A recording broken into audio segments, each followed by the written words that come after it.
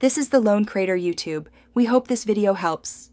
You start by connecting your computer directly to the WorldLink router, either on Wi-Fi or with a cable, because changes are safer that way. In Chrome, type the router IP, commonly 192.168.1.1, and press Enter. This opens the admin interface.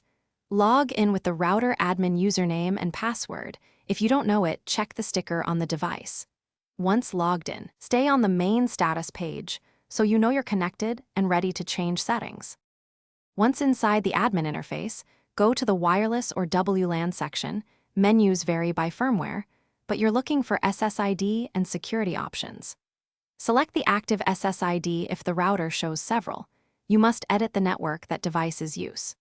Change the security mode to WPA2 PSK or WPA3 if supported, and enter a new strong password in the pre-shared key field. This is the actual Wi-Fi password devices will use. Make sure the password is at least 8 characters, and after entering the new password, click Save or Apply. Some WorldLink routers will prompt for a reboot, so accept that to ensure changes take effect. Once the router restarts, reconnect your devices with the new password. Remember to forget the old network entry on phones and laptops to avoid connection conflicts.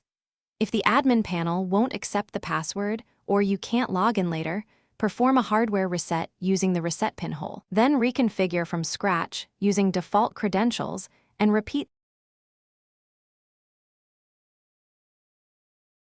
Thanks for watching. Consider subscribing if we helped you.